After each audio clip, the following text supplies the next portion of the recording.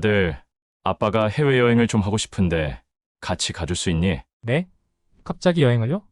사실은 아빠가 퇴직을 하게 되었어. 30년을 넘게 회사 생활만 하느라 못 해본 게 많더라. 아, 아버지도 이제 쉬셔도 되죠. 근데 갑자기 여행이요? 응, 사실 갑자기는 아니고 막연히 생각만 하던 건데 더 늦기 전에 하고 싶어서. 아빠가 세계여행 가는 게 꿈이었는데 그건 불가능할 것 같고 그래도 한 달 정도는 해외여행을 하고 싶어. 해외 한 달 살기 너무 좋죠? 그런데 왜 어머니가 아니라 저랑? 응, 나도 고민했는데 막내는 아직 어리고 내 엄마는 안 간다고 할 거고 넌 취업 전이니 조금 시간이 여유 있을 것 같아서. 고민해 볼게요. 아버지의 은퇴 소식이 갑작스러운 건 아니었습니다. 정년을 앞두고 퇴직 후의 생활을 그리시며 세계여행을 하고 싶다고 이야기하시곤 했었습니다. 저도 그때는 아버지의 계획에 적극 찬성하며 세계여행 너무 멋지다, 아빠의 계획을 응원한다고 이야기했었습니다. 그런데 막상 그 여행을 저와 함께 간다고 하시니 당황스럽기도 하고 난감했습니다. 아버지는 제가 취업 준비생이어서 시간이 많다고 표현하셨지만 취업을 준비하기 때문에 더 바빴거든요. 전 고민해보겠다고 했지만 사실 고민 후 거절할 생각이었습니다. 아버지와의 여행이라니. 아버지와 단둘이 시간을 보낸 적이 있나 하는 생각을 해보니 항상 어머니나 여동생과 함께였지 아버지와 단둘이 시간을 보낸 적이 없더라고요. 해외여행을 가는 건 생각만으로도 들뜰 만큼 너무 좋았지만 아버지와 여행을 해야 한다는 부담과 어색함은 고민이 되었습니다. 더구나 아버지가 말수가 많으신 것도 아니고 워낙 깔끔하시고 정확한 성격이시라 한 잔소리 하시거든요. 여행 다니면서까지 아버지의 잔소리를 듣고 싶지는 않았습니다. 90% 거절로 결론이 났을 때쯤이었어요. 제가 고민스럽게 적는 걸 보고 친구가 뭐 하냐고 묻더군요. 제가 아버지의 거절을 제안할 이유에 대해 쓴 것을 보고 친구가 웬만하면 같이 여행 가지 그러냐고 하더라고요. 전 내일이 아니니까 그렇게 쉽게 이야기하지 막상 너 같으면 갈 수 있겠냐? 라고 말하자. 친구는 나도 내 마음 알지. 근데 최근에 회사 동료의 아버지가 돌아가셨는데 아버지가 갑자기 돌아가셔서 미처 못한 말이 있다고 많이 울더라. 나도 그 모습을 보며 문득 아버지가 돌아가신다면? 하는 생각이 들었어. 너도 아버지 곁에 있을 때 추억 하나 만든다고 생각해 라고 말했습니다. 여러 가지 생각이 들더군요. 언제나 아버지는 제게 너무나 큰 산 같은 존재셨는데 아버지가 안 계신다는 생각만 해도 마음이 이상하더군요. 그렇게 며칠을 고민하다 결국 저는 아버지와 함께 여행을 하기로 했습니다. 저희 부자는 한 곳만 갈지 아니면 몇 개국을 가볼지 이야기 나누다 세계여행까지는 아니어도 가고 싶은 나라를 몇 군데 둘러보자고 합의를 보았습니다. 안녕하세요. 오늘 이야기의 주인공인 스웨덴에 살고 있는 에릭이라고 합니다. 대학 시절에 몇 개의 나라를 배낭여행한 적은 있지만 부모님과 더구나 아버지와 단둘이 여행 간 건 이번이 처음이었는데요. 거창한 세계 일주까지는 아니어도 요즘에 유행인 해외 한 달 살기 같은 것도 해보고 싶더군요. 취업을 하게 되면 장기간 해외여행은 쉽지 않으니까요. 해외의 한두 도시를 한 달 정도씩 살아보면 좋을 것 같았습니다. 제가 혼자 가는 여행이어도 여행 계획을 짜는 게 쉬운 일이 아닌데 아버지를 모시고 가야 하니 더 고민이 되었습니다. 해외에서 한 달이나? 비용도 비용이지만 대체 어느 나라, 어느 도시가 한 달 살기에 적합한지도 고민이었습니다. 아버지와 여행지를 선정하는 것부터가 만만치 않았습니다. 아버지는 왜 여행이 아니라 한 곳에서 한 달이나 살아야 하냐고 되물으셨습니다. 전 한 달 살이를 하게 되면 그 나라의 진짜 모습을 경험할 수 있을 것 같아 좋다고 이야기했습니다. 여행은 낯선 곳을 둘러보는 것에서 끝나지만 한 달 살기는 살아야 하는 곳이라 그 도시와 친해지고 적응하는 시간이 필요하다고 이야기했죠. 여행을 하게 되면 무엇을 보고 올까만 생각하는데 한 달을 살게 되면 무엇을 해볼까 하는 고민을 하게 되니까요. 정말 그 도시 사람 사는 동네를 돌아다니며 맛집이 어디 있는지 우리가 이용할 수 있는 시설들은 뭐가 있는지 알아보고 차츰 주변 사람들도 소통할 수 있는 기회가 생길 것 같다고 이야기 드렸죠.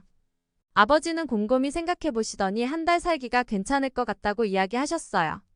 한 달 살기의 도시로 아시아 국가를 이야기하셔서 몇 개 도시를 찾아보았는데요. 운동을 좋아하시는 아버지라 운동을 즐길 수 있는 곳으로 선택해 보았는데요. 골프를 좋아하시는 아버지셔서 베트남의 호찌민도 추천드리고 대만의 가오슝도 수영을 즐기기에 좋은 나라라 말씀드렸습니다. 그랬더니 아버지는 한국을 이야기하시더군요. 저는 한국을 이야기하신 아버지의 말씀이 너무 의외라 한국을 선택하신 이유를 물었습니다. 아버지는 언젠가 한국 여행을 다녀온 동료가 사진을 보여준 적이 있는데 바로 한국의 가을산에서 찍은 사진이었다고 했습니다. 스웨덴에서는 볼 수 없는 자연 풍경이라 무척이나 신기했고 가보고 싶다고 생각하셨었는데 한동안 바빠서 잊고 지내셨다고 했습니다. 스웨덴의 계절은 한국과는 많이 다른데요. 스웨덴에도 사계절이 있지만 한국과 비교해 보았을 때 가을이 무척이나 짧고 겨울이 아주 긴 편이에요. 그래서 아버지가 더 가을을 보고 싶어 하셨는지도 모르겠네요. 한국의 여름은 섭씨 30도까지 올라갈 만큼 덥다고 하던데 스웨덴은 22에서 23도라 지내기에는 더 좋은 편이죠. 겨울이 짧은 대신 여름에 백야 현상을 볼 수 있는데 새벽 2시가 되어도 환하죠. 한국인들이 이 백야 현상이나 오로라를 보고 싶어 스웨덴으로 여행을 오더군요.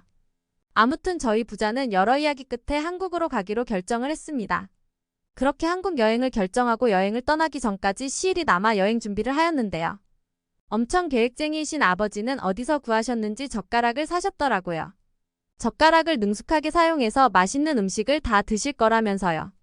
젓가락질 못해도 포크로 먹을 수 있는 대라고 이야기했다가 엄마의 눈총을 받았습니다. 저는 한 달 살기를 위해 숙소 먼저 알아보았습니다. 저희는 두 도시를 여행하기로 했습니다. 바로 서울과 양양이죠. 양양이라는 도시가 낯설 수도 있는데 강원도에서도 산과 바다, 말 그대로 자연을 만나기에 가장 좋은 도시라 양양으로 선택했습니다. 한국으로 여행 가는 이유를 기억하시죠? 바로 한국의 가을을 만나러 가는 거잖아요. 그러니 산을 만날 수 있는 곳이 좋겠다고 생각했던 거죠. 드디어 한국에 도착하고 저희 부자는 서울에서 양양으로 떠났습니다. 양양을 먼저 여행하기로 했거든요. 서울과는 다른 강원도의 소도시 양양에서의 첫 번째 여행이 시작되었습니다.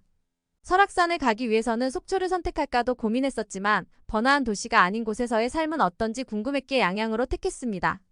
저희는 매일 아침 남대천을 산책했는데요. 바다를 생각하며 찾은 남대천은 가을을 만끽하기에 최적의 장소였습니다.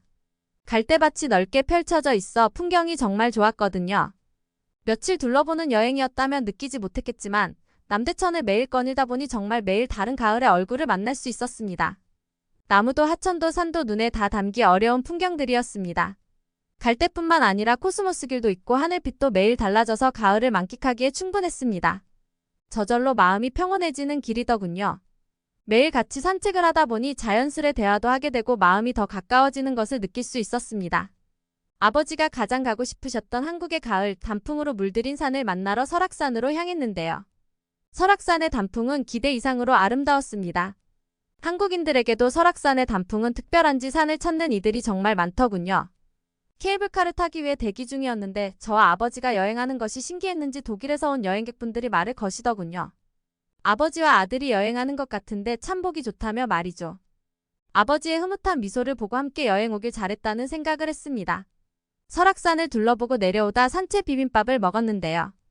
고기를 좋아하는 저인지라 각종 채소들로만 이루어진 비빔밥을 먹는 게 썩 내키지는 않았습니다. 그런데 막상 먹어보니 맛이 너무 조화롭고 좋더라고요. 자연을 입에 담은 맛이었습니다. 며칠 되지 않았지만 여행하며 본 한국인들은 참 친절하고 예의 바른 것 같았습니다. 저희 아버지가 외국인이시기도 하지만 나이가 있으셔서인지 어딜 가도 양보와 배려를 해주시는 게 느껴졌습니다. 설악산을 둘러보고 양양으로 향하는 버스를 탔는데요. 설악산 방문객이 많아서 버스에 빈자리가 없었습니다. 저와 아버지도 손잡이를 잡고 서서 가고 있었는데요.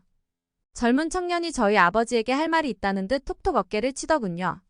깜짝 놀란 아버지가 무슨 일이냐고 되물었는데요. 그 청년의 대답이 놀라웠습니다. 자신이 앉았던 자리를 양보하며 자리에 앉도록 권유하는 게 아니겠어요?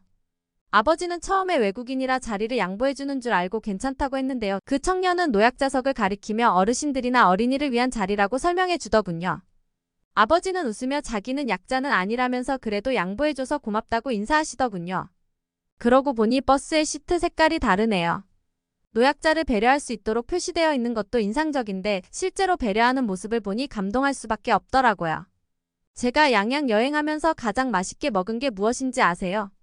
바닷가라 그런지 해산물도 정말 싱싱하고 맛있었지만 제가 가장 맛있게 먹은 건 바로 감자옹심이었습니다.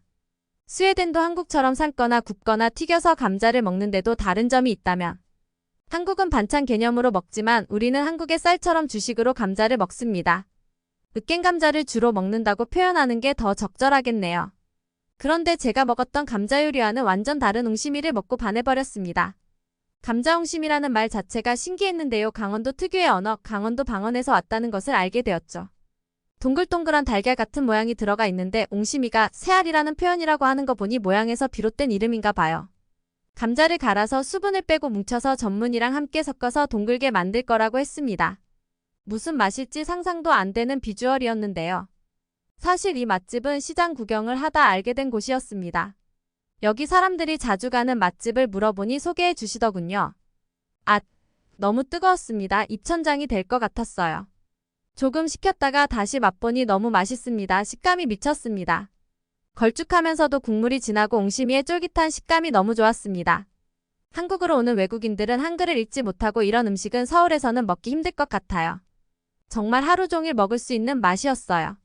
아버지도 오징어 순대를 더 맛있다고 하시더군요.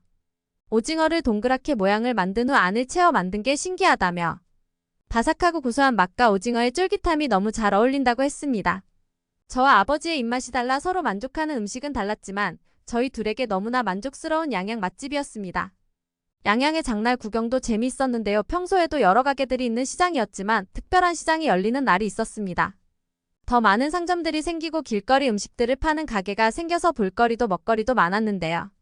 저희가 아침에 산책하는 산책로에서부터 점포가 쭉 이어집니다. 마트보다 편의성이 떨어지지만 직접 캔 나물과 건어물 등 파는 음식도 다양하고 많았습니다. 재미있는 상점도 발견했는데요. 큰 통마다 국자가 들어있어서 이게 뭔가 궁금해서 물어봤습니다. 상점 주인은 노잉글리시 잡숴봐라고 이야기하시며 종이컵에 음료를 담아주셨습니다. 커피 같긴 한데 일반적으로 먹던 커피와는 달랐습니다. 그런데 맛있습니다. 제가 이게 뭐냐고 묻자 코리안 커피 라고 하시네요. 나중에 안 거지만 한국에 있는 커피 믹스라는 거더라고요. 커피 회사의 커피 제조 기술과 한국인의 빨리빨리 문화가 만나 세계 최초의 커피 믹스가 탄생한 거라니 커피 믹스의 개발 과정도 흥미롭더군요. 아버지는 구할 수 있으면 한 통 사서 집에 가져가자고 하셨습니다. 제가 누구에게 선물하시려고 하냐고 물으니 웃으시며 커피 좋아하는 여자 있잖아. 내 엄마라고 하시더군요. 역시 아들보다는 남편이네요. 실제로 엄마는 아빠가 건넨 이 커피 믹스를 무척이나 맛있게 즐기셨어요. 스웨덴에서 살 수 있으면 더 사고 싶다고 하셨죠. 인스턴트 커피라 별 기대 안 했는데 향도 좋고 맛도 있다고 하셨습니다. 저희는 이 커피를 여행 중에도 종종 마셨는데요. 어디서 마시느냐에 따라 맛도 달라지더군요. 양양 주변에는 아름다운 해안도로가 참 많았는데요. 전 낙산사를 둘러보고 소나무 아래에서 먹었던 커피가 정말 맛있었습니다. 낙산해변 근처에 대형 커피숍도 많았는데요. 이상하게 텀블러에 챙겨온 커피 믹스가 더 맛있었습니다. 커피 맛이 진하기보다 조금 달다고 느껴졌었는데 먹다 보니 맛있습니다. 한국 음식들은 이상하게 먹다 보면 더 맛있고 매력이 있는 것 같습니다. 한국의 자연 풍경은 이루 말할 수 없이 아름다웠습니다. 지금도 떠오르는 파도 소리와 바다 냄새는 잊을 수 없죠. 그런데 여행을 즐겁게 하는 건 음식인 것 같아요. 한국의 음식, 강원도의 음식, 양양의 음식이 너무 강렬하게 기억에 남습니다. 아버지와 여행하며 먹은 음식이라 더 기억에 남는지도 모르겠습니다. 저희의 2주 동안의 양양에서 보낸 시간은 온전히 한국의 자연에서 쉼과 여유를 찾는 여행이었습니다. 서울에서의 여행은 양양과는 또 다른 매력이었는데요. 그 이야기는 다음에 들려드리도록 하겠습니다. 세상에 나를 온전히 이해해주고 사랑해줄 수 있는 사람이 몇 명이나 될까요? 전 그 중에 한 분이 아버지라는 사실을 여행하며 새삼 깨닫게 되었답니다. 마음에는 있지만 표현을 잘하지 못하는 아버지 하나밖에 없는 아버지지만 하나밖에 없으므로 서로에게 처음이죠. 용기 있게 먼저 다가와 주신 아버지 덕분에 소중한 경험하게 된 것에 감사합니다. 오늘 이야기는 여기까지입니다. 시청자 여러분들 추운 날씨에 건강 조심하시길 바랍니다. 응원이나 남기고 싶은 말이 있으시면 댓글로 남겨주세요. 끝까지 시청해주셔서 감사합니다.